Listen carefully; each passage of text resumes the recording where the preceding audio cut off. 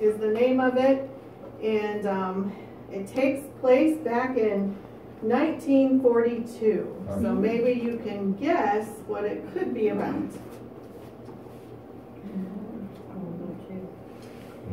You are now our prisoners, the Japanese soldier shouted from the school courtyard. Tomorrow you will march to camp. Tonight you pack one steamer trunk for each person. Margie was only 10, but she knew what the Japanese soldier's words meant. She knew what the gun in his hands meant too. She and the rest of the students at the Chifu Christian boarding school would not be free to leave. It was 1942. Ever since the Japanese attack on Pearl Harbor the year before, there had been a danger the war would come to them. Now it had. How Margie wished that her parents were there. Her father and mother were missionaries to China. That was where Margie and her older brother Jim were too. But China is a big country, and their parents were over 3,000 miles away from where the school was located. She had been away from them almost 4 years. Tears began to well up in Margie's eyes, but she quickly brushed them away. She wanted to act brave for her brother. "Come on," Jim whispered. "We have to get our things." Under the careful watch of the Japanese soldiers, each packed their trunk. Little did they know that everything they put in them would have to last for the next 3 years.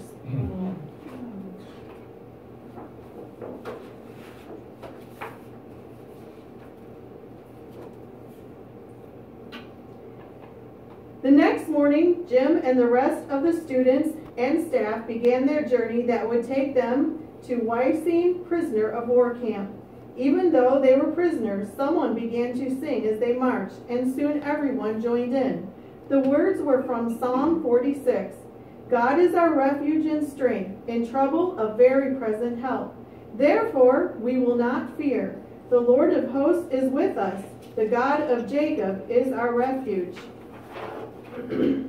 As she sang, Margie also remembered the words her mother had often repeated. God will never leave you or forsake you. Amen. After the march, a stay in a temporary camp, and a sea voyage, Margie and the others finally arrived at the prison camp. Wysine was surrounded by barbed wire and an 8-foot-high wall with broken glass along the top of it. Armed guards were stationed around the wall, and beyond it there was an electrified fence. There was no way of escape. Margie and over 1,800 other people from all over the world were soon packed into Wysine. Every morning the prisoners would have to report for roll call. The Japanese soldiers would shout, "Bang go!" Number off. And each prisoner would have to reply when his or her turn came. Margie's prisoner number was 133. Each morning she would pin onto her blouse a little cloth with this number. She had to wear it at all times. All of the teachers from Margie's school were prisoners as well, so despite conditions, classes were still held each day. Pencils and erasers soon wore down to stubs since there were no fresh supplies. Paper was used, erased, and used again until holes were worn through each sheet. All of the children had chores. Jim had to pump water for the camp, while Margie had to learn to mend clothes. To pass the rest of the time, Margie and the other children made up games, like catching and killing as many flies, bed bugs, or rats as possible. For food, the same meals were served every day. Bread porridge for breakfast and SOS. Would you have any idea what SOS is? Ah, you're very close. I never heard of it in my life except for the SOS call, right? That's what they say, the same old stew. Not slop. The kids came back from school and they'd say, we had SOS. They had slop. Well, they had the SOS for lunch and dinner. Eggs people snuck into the prison camp from outside were given to the sick for strength, but even the shells weren't thrown out. Wow. They were ground up into powder and fed to Margie and the other children for calcium. Yuck, exclaimed Margie after gulping the powder. I feel like I just ate a spoonful of sand. While life at Wysine was difficult, Margie and the others soon got used to it, and one day seemed to pass the same as the next. But Margie never forgot one terrible day.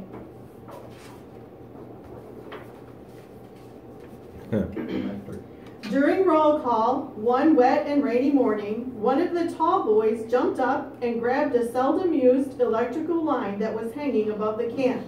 He yelled, "Hey, there's a current in this wire." Another boy named Brian called back, "You're kidding." But just as he reached up to grab the wire, the voltage became very strong. It knocked Brian down there before their eyes. He was electrocuted. Brian's death made Marjorie and many of the children think about whether they were ready to meet the Lord if they were to die. She remembered one night before the war when a special speaker had come to her school. The woman had shared the good news of the gospel that Jesus, God's Son, had come down to earth to die for the sins of everyone, including Margie's. While Margie had heard the gospel before, she knew that she had never confessed her sin to God or trusted in Jesus to save her. That night after bed, she had tiptoed to her teacher, Miss Day's room. Instead of scolding her, Miss Day had taken the time to talk with Margie about her need of Jesus, and Margie had asked Jesus into her heart. Now Margie was in prison and had no bed other than the floor of her room. But that night she prayed, "Dear Lord, thank you for saving me from my sin and making a way for me to go to heaven to be with you." Marjorie also thanked the Lord for giving her such a caring teacher as Miss Day. God provided the children with many caring teachers inside Walseen prison camp, including one named Eric Liddell. Have you heard of him before? I know you have in Sunday school, if you've been in Sunday school, but you've probably forgotten. Uncle Eric, as he was known, was a missionary to China who had been imprisoned along with the others. Margie heard that before coming to China, he had been a famous runner and had even won a gold medal in the 1924 Paris Olympic Games. And by the way, he's the one that refused to do any athletic sports on Sunday. And I believe he won he won basically because he honored God's day. Yeah, I think God rewarded him. It was a different way. The one that he was breaking the records on, they had it on Sunday. So he refused. So he ran a harder one that he wasn't good, but he won it. Right. And this is the same guy. Now in the prison, he continued to serve the Lord by helping and encouraging both young and old. Among the children, he taught science classes and organized various games. Unknown to everyone else, Uncle Eric had been given the opportunity to be set free as part of a prisoner exchange with the British. However, he refused and gave his spot to a pregnant woman instead. In the midst of helping everyone else, Uncle Eric became very sick. Because of his sacrifice, he was unable to get proper medical treatment. One day, Margie and the other children received shocking news. Uncle Eric had died. The whole camp mourned for him, but especially the boys who had lived in the same building with him. All the children sang at his funeral. Margie was sad too, but she was also happy knowing that Uncle Eric was no longer a prisoner. He was free and in heaven with Jesus. One hot August day, after almost 3 years of imprisonment, Margie was lining up for roll call when someone shouted, "Look! Look!" and pointed upward. There was an American B-24 airplane flying overhead and dropping papers. Margie grabbed one as it settled on the ground. Her heart pounded with excitement as she read the words.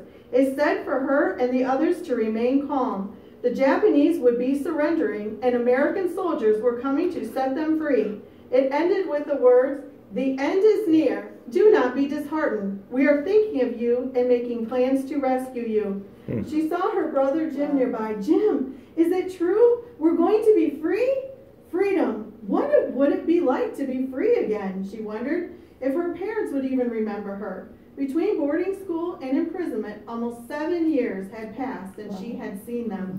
To imagine that time in a youth, how much difference it would make. Then she heard the sound of the airplane again. It made a second low pass over them and then turned again for another pass.